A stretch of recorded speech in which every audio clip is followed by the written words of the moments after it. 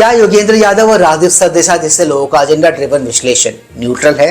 क्यों इन जैसे लोगों को सरकार के हर मूव से दिक्कत होती है और कैसे इन जैसे लोग, इनकी सोच इस देश के लिए एक खतरा है, एक डेंजर है? इन्हीं सब सवालों को समझने की कोशिश करेंगे और समझने की चेष्टा करेंगे आज के इस मजेदार वीडियो में, तो अंत तक बने रहिएगा। देखो, इस देश का पॉइंट 5 फ्रंट वो फ्रंट है जिनको इस देश से लिटरली कुछ लेना देना है नहीं। इनको लेना देना सिर्फ कुछ चीजों से है और वो है पैसा, पावर, पोजीशन, जिसके लिए ये लोग कुछ भी कर सकते हैं, किसी भी हद तक जा सकते हैं। इनफैक्ट हमने इनको किसी भी हद तक जाते हुए देखा है। योगेंद्र यादव और राजीव सरदेसाई जैसे लोग उसी पॉइंट 5 फ्रंट का किशमिश जैसा एक छोटा सा हिस्सा है। कसम तिल चट्टे की टांगों की। एक ही थाली के चट्टे बट्टे हैं दोनों के दोनों, जस्ट लाइक राक्षस शुंभ और निशुंभ। दो अलग अलग पर्सनैलिटी, दो अलग अलग लोग, बट सोच और काम जिनका एक ही टाइप का है, एक ही जैसा है। मुझे ये बात समझ में नहीं आती कि किस मुंह से ये अपने आप को न्यूट्रल कहते हैं, अपने आप को अनबायस कहते हैं। क्योंकि इनकी अगर आप रिपोर्टिंग को उठा के देख लो या फिर इनकी बातों को अगर आप उठा के देख लो तो आप ये पाओगे कि दिन रात उठते बैठते इनका एक ही फिक्स काम है और वो है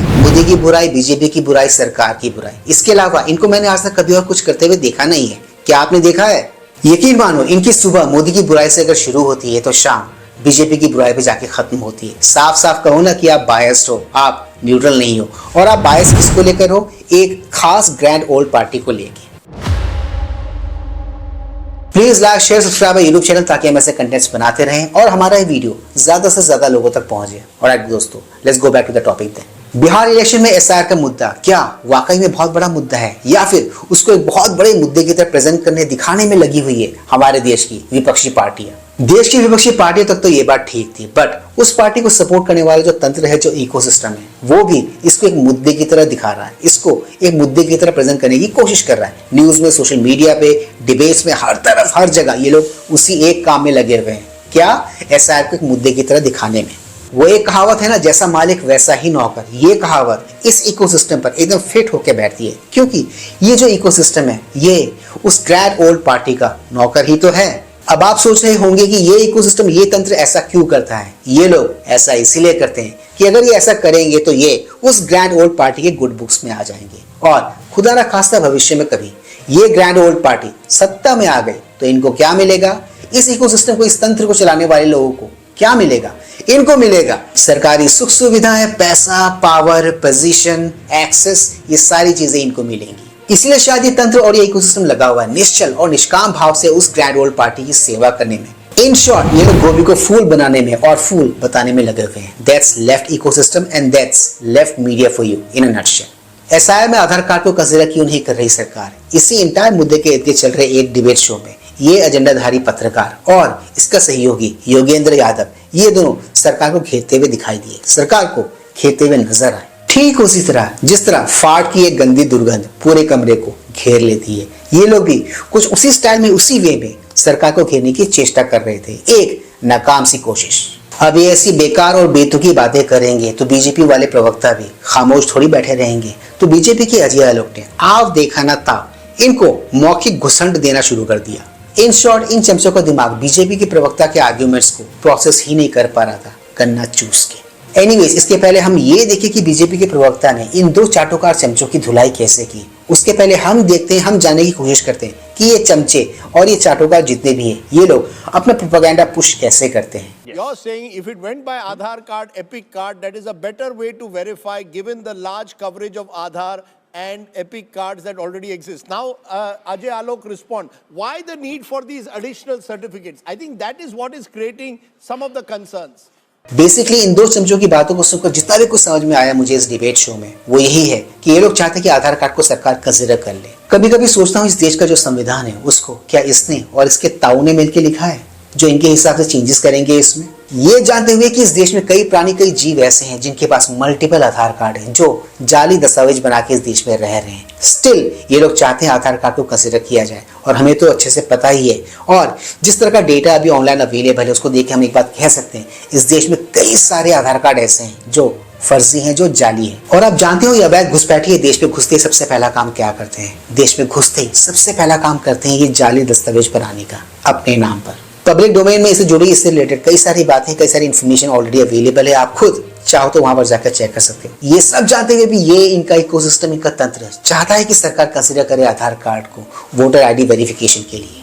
एक बात तो है, ये लोग, इनका तंत्र बहुत ही बेशर्म है और बहुत ही गैर जिम्मेदार है इनका रवैया। चलो, इनकी बकवास तो हमने सुन ली, अब सुनते हैं अजय आलोक जी को कि उन्होंने इन दोनों को कैसे लपेटा, कैसे धोया। No, it's not. It's creating concerns for them who have some doubts that the kind of labor they have put for the last 10-15 years, that is going into vain. Now I'll get into a fact check by India Today. इसको कहते हैं facts को उठा उठा के मुंह पे मारना। Congress MP Rashid Mashood, he says Election Commission is transparent on EVM and voter list. We have our agents on every booth who verifies and checks and then let it go. This is Rashid Mashood, not me. Every time you contradict yourself, and secondly, every institution is ridiculous for you and their assessment is ridiculous for you. May it be Supreme Court, may it be Election Commission, may it be CBI, ET, IT according to your convenience. अब इस पे क्या ही कहें, कुछ कहना है आपको? देखो, मेरा ऐसा मानना है, जिस तरह देश में वोटर वेरिफिकेशन एक बहुत ही जरूरी मुद्दा है, एक बहुत ही जरूरी कदम है जो उठाया ही जाना चाहिए, ठीक उसी तरह ये भी बहुत ही जरूरी है कि इस देश में कितने फर्जी आधार कार्ड हैं जो अभी एक्टिव है, उनको कैसे निष्क्रिय किया जाए, उनको कैसे डीएक्टिवेट किया जाए, इस पर भी सरकार को कदम उठाना चाहिए। मेरा ऐसा मानना है, इन फर्जी दस्तावेजों को लेकर, इन फर्जी डॉक्यूमेंट्स को लेकर हमें ये जानने का पूरा हक है कि इस देश में कितने अवैध घुसपैठिए रह रहे हैं और इस देश का असल नागरिक कौन है। तब तक के लिए हमें राजीव सरदेसाई और योगेंद्र यादव जैसे लोगों को इग्नोर करना चाहिए, क्योंकि ये लोग करेंगे तो बकवास ही करेंगे तो बकैतिया ही कर रहेंगे, जैसे कि इस डिबेट शो में आपने इनको करते हुए देखा। और आपको तो पता ही है, ऐसे लोग उन चूहों की तरह है जिनका एक ही काम है, एक ही फिक्स काम है, और वो है गंदगी फैलाना। ये लोग ऑलरेडी फैला भी रहे हैं।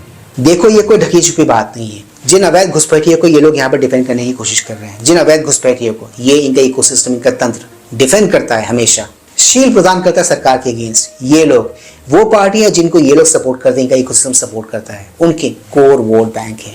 इसीलिए आपने नोटिस किया होगा, ये लोग हमेशा इनको बचाने की बातें करते हैं। इसीलिए ये और इनका तंत्र नहीं चाहता कि इस देश में कभी एनआरसी हो और कभी सीएए लागू हो। और मे भी शायद इसीलिए देश का वामपंथी, देश का विपक्ष और जितने भी लेफ्ट मीडिया है, ये लोग हमेशा बौखलाए हुए रहते हैं जब भी बात होती है एनआरसी की। ये लोग तिलमिलाए रहते हैं जब भी बात होती है सीएए की। ये लोग तड़प उठते हैं जस्ट लाइक जलबिन मछली जब भी बात होती है अवैध घुसपैठियों को हटाने की, इनको निकालने की, इनको वोटर लिस्ट से बाहर निकालने की। ये लोग तिलमिला जाते हैं, चिढ़ जाते हैं, तड़प जाते हैं। तो ये थे वो स्पेशल एजेंट्स जो खुद को न्यूट्रल पत्रकार कहते हैं, न्यूट्रल विश्लेषक कहते हैं, जिनका असल में न्यूट्रल के एन से भी कोई लिंक नहीं है, कोई नाता नहीं है। तो दोस्तों, आज के इस ब्लॉग में सिर्फ इतना ही। मैं मिलूंगा आप सबके साथ अपने अगले ब्लॉग में। And yes, do not forget to like, share, subscribe our YouTube channel. इससे हमें शक्ति मिलती है, इससे हमें ताकत मिलती है और इससे हमें मोटिवेशन मिलती है। कीप स्माइलिंग दोस्तों।